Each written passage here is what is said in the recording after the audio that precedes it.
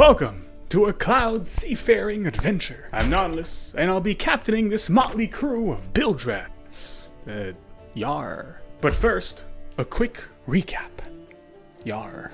The gang figured out the dark truth behind all Nahindrian crystal mobbies. They hung out with Madame Dimitrescu, but purple. And finally, they hired a drunk dive bar captain instead of using a free, fully staffed military vessel. Alright, back on the ship. Yar. The hunt for Hebzimira begins. Can you feel the wind of adventure? The scent of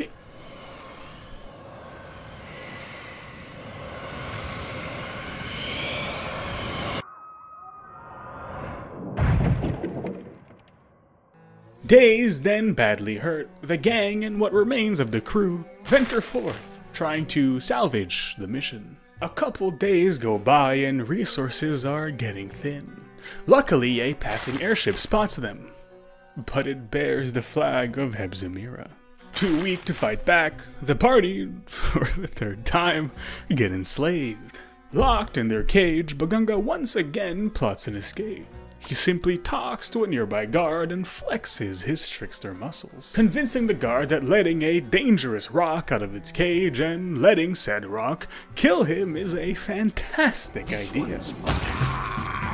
Well, that was the quickest enslavement arc so far. So the party put on their confiscated gear and pushed through this demon stronghold. After some killing, they notice a low-opacity succubus whispering dirty, filthy things at them.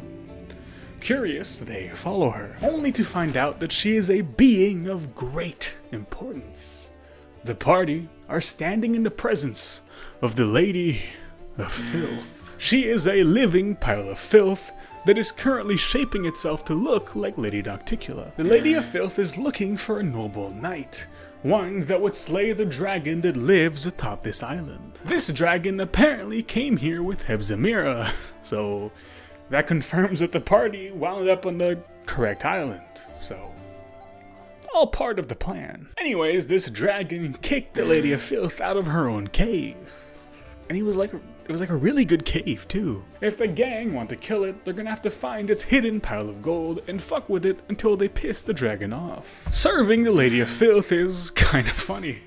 So of course, Bagunga agrees, and the whole party becomes servants of the Lady of Filth. Without wasting time, they head straight to the dragon's lair. Can we retreat already?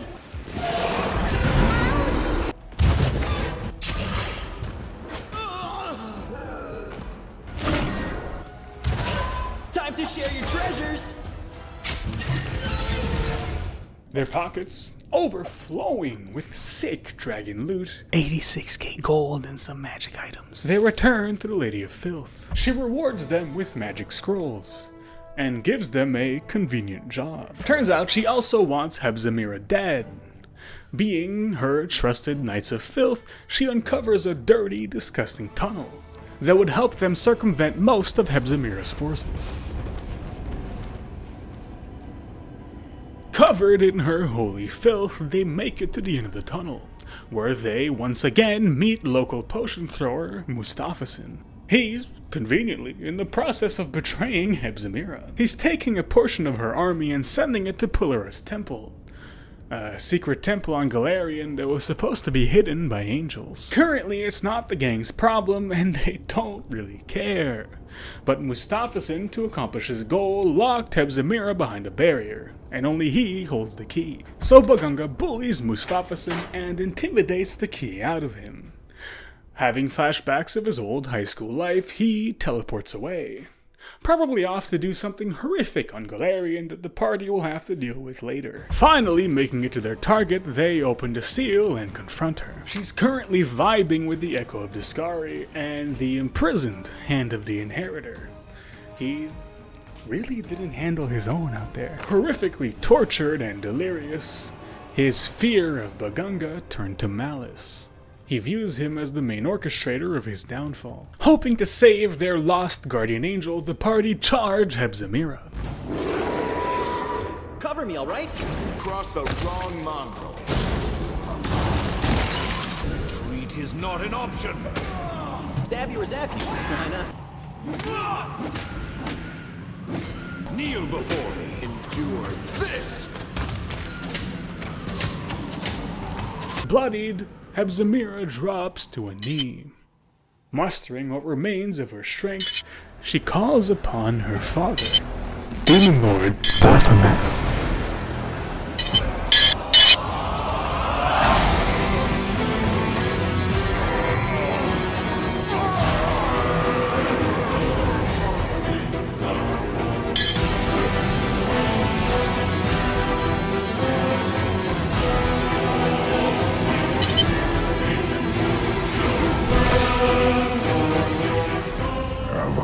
Summoned merely to push this creature to death. A mortal who still shows loyalty to the queen that exiled him to the abyss. Can I just say it's a relief old Grandpa Yephiles didn't take after his pop. Having a tail and horns is bad enough, but walking around with a goatee-looking mug like that would be even worse. My blood runs in you. I can smell its scent.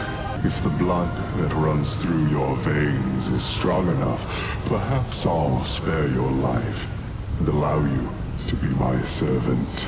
After you trampled your own daughter to death in front of me? Thanks, whatever you are. But I prefer to keep our relationship long distance. Your queen knows that you have surpassed her. Your success is why Galfrey exiled you here. How will she reward you for the death of a demon lord? Sadly, we will never know the answer, because you have no chance of winning.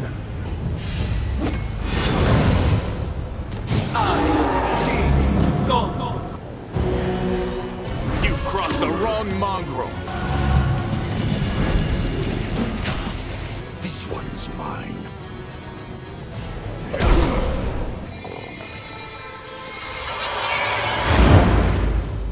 Such power must have a source. You are such a curious insect. I must see what is inside you. Absolutely not. You are not going anywhere, you old goat. You made a fatal mistake when you dared to set foot here uninvited. Nocticula, Lady in Shadow, once again, I offer you an alliance. A great alliance. I've told you before, and I'll tell you again. The answer is no.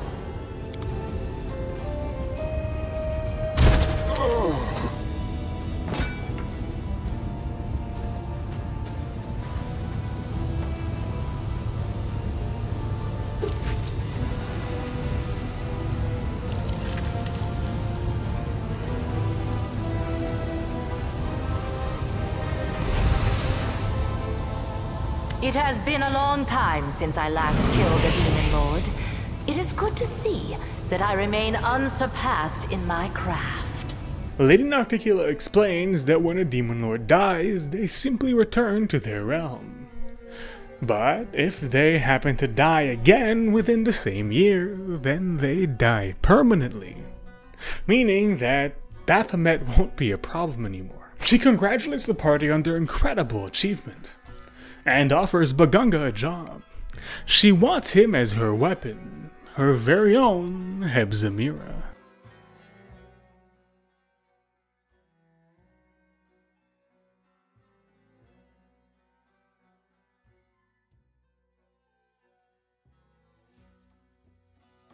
Considering the counsel of his unbiased anti-demon friend, he denies the job. Reject my favor? As you wish. My patronage will not extend to your humble self. Anyway, she has some bad news. Due to a time anomaly that the crashed ship must have flown through, the party's journey took months. Horrendous consequences of the time anomaly aside, she also tells the party that the Queen is absolute dog shit at the Crusade minigame. It's a mess up there. Anyway, the gang have successfully cut off the Nahidrian supply line and put Baphomet's army on the defensive. The only main demon force on Galarian should be Discari and its troops. I will send my servants to destroy the network of passages they have carved throughout my islands. I will destroy all their portals, including the one that brought you to Alashanira. Now it is time for you to return to your plane. You are desperately needed there. And I must attend to my own affairs. So, I guess it's time to head home. But before they do, they must visit their holy, fulsome queen. She is proud of her filthy knight's work, and offers the same-ish thing that Nocticula did. While she is still a demon, and that was the main reason Bagunga denied Nocticula, this time it's kind of funny. So of course, Bagunga accepts her profane gift. He is now the champion of the great, fulsome queen. With that all done, it's finally time to head back to Galarian. The party gather around the Midnight Fane. Regil, Lon, Woljif, Ember, Darren Bagunga, and I guess Sela prepare and step through, ready for their hero's welcome. It's a fucking shit show, what happened? So that's where I'm gonna cut it off, because, well, that's all I got. So it seems I've been dragging this series on for so long that Owlcat dropped an entirely new game. And yes, I'm actively playing Rogue Trader. Apparently, I got content figured out for the next century. So here's a quick sneak peek at Xena, the heretic sanctioned psyker. Prepare to see her on the big screen within the next millennia. Anyways, if you happen to have extra time on your hands, consider checking out my friends, the Discord channel, and the Non-List Shorts channel. And as always, please like, sub, and marvel at this holy outro delivered straight by God's hands.